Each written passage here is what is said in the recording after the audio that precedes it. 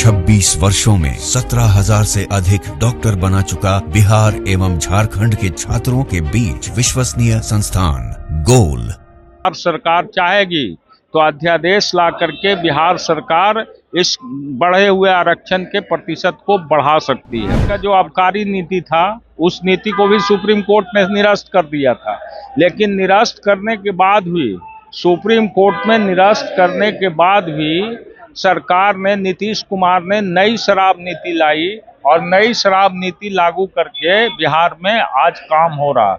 इसलिए जो है 65% किया भी 9वीं सूची में डालने को कहा गया, दिल्ली भेजा गया था, लेकिन वही भाजपा के लोग यहाँ पर आरक्षण का समर्थन करते हैं और दिल्ली में 9वीं सूची में नहीं डाले। आरजेडी के विधायकों का प्रदर्शन हो रहा है। राजद के विधायक हैं राकेश रोशन, इस्लामपुर से हैं विधायक।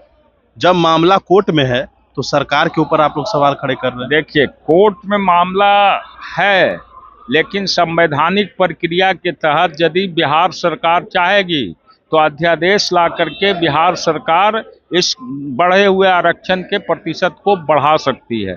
और दूसरा तरीका है कि सरकार यदि चाहेगी तो नया बिल इंट्रोड्यूस करके भी, अमेंडमेंट करके नया एक्ट ला सकती है।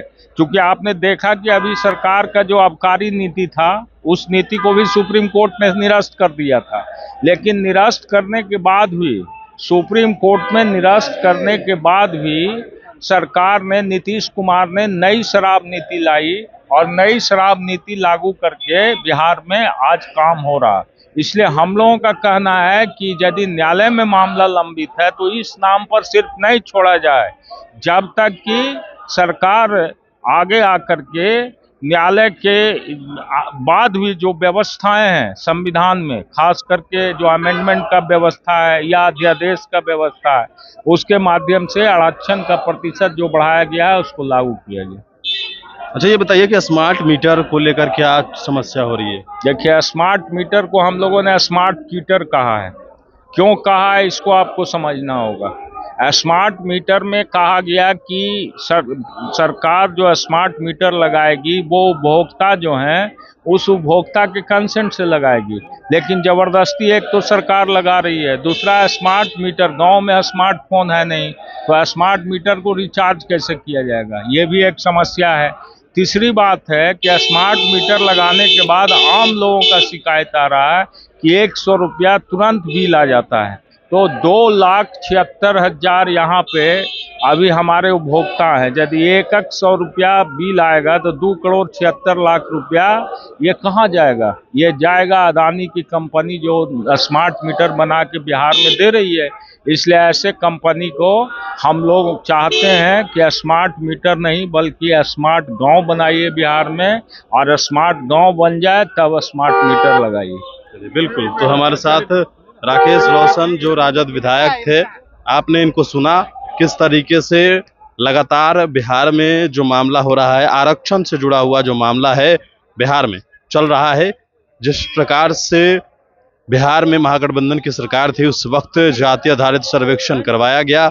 जाति आधारित सर्वेक्षण करवाने के बाद जो है वो इस मांग को उठाया गया, आरक्षण बढ़ाया गया, लेकिन जो कोर्ट से इसको स्टे लगा दिया गया। उसके बाद जो है वो अब आज संविधान दिवस के मौके पर तमाम विधायक बिहार विधानसभा में नेता प्रतिपक्ष तेजस्वी यादव के द्वारा इस मामले को उठाया गया और सीधी जो बिहार विधानसभा के ये बताइए, आज संविधान दिवस के मौके पर जो सवाल उठाए जा रहे हैं, जाति आधारित गणना वाला जो आरक्षण बढ़ाने का मामला है, तो मामला तो कोर्ट में है ना। देखिए, मामला कोर्ट में कैसे चला गया। बिहार में जब जातीय गणना हुआ तो उसका बहुत लोकप्रिय मांग था कि बिहार के दलित पिछड़े जो जाति हैं जिनकी आबादी 90% है, उनकी आरक्षण महज जो है 49% मिलता है, इसके दायरा को बढ़ाया जाए। सरकार ने जो है 65% किया भी 9वीं सूची में डालने को कहा गया, दिल्ली भेजा गया था, लेकिन वही भाजपा के लोग यहाँ पर आरक्षण का समर्थन करते हैं और दिल्ली में 9वीं सूची में नहीं डाले। नतीजा क्या निकला कि इसको कोर्ट में ले जाकर के रद्द करा दिया गया। ये पूरे बिहार के गरीब जनता के साथ, पिछड़े और दलितों के साथ अन्याय है और नीतीश कुमार जी की गठबंधन सरकार दिल्ली में चल रही है और ये चुप्पी साधे हुए हैं। जहां तक बिहार के भी अगर देखिएगा विशेष राज्य का दर्जा के सवाल पर एक जो है पैकेज छोटा सा दे करके जो पूरे देश में दिया जा रहा है और बिहार के विशेष राज्य के दर्जा के सवाल को भी दबा दिया गया। संविधान को आज रौंदा जा रहा है, लोकतंत्र की हत्या की जा रही है, संविधान में वक्फ बोर्ड के सवाल को लेकर संशोधन लाया जा रहा है और मुसलमानों पर हमला करने की कोशिश हो रही है, उनकी जमीन छीनने की कोशिश हो रही है।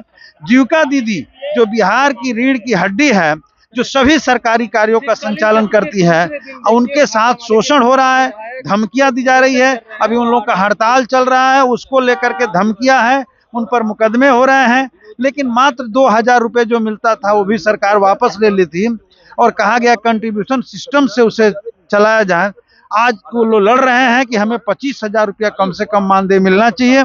इन तमाम मुद्दों को लेकर के आज हम लोग सदन के भीतर आवाज उठाने जा रहे हैं। कार्य स्थगन दिया गया है, बाहर भी हमारा प्रदर्शन का यही मुद्दा है। बिल्कुल, तो मुद्दा आपने सुना है। बिहार विधानसभा का शीतकालीन सत्र का दूसरा दिन हंगामेदार शुरुआत है। तेजस्वी यादव ने खुद धरना प्रदर्शन करके इसकी शुरुआत की है। आज मामला संविधान दिवस है और संविधान दिवस के मौके पर तमाम जितने भी लोग हैं वो विधायक वो धरना प्रदर्शन करते हुए नजर आ रहे हैं। बड़ी इंफॉर्मेशन के साथ नमस्कार।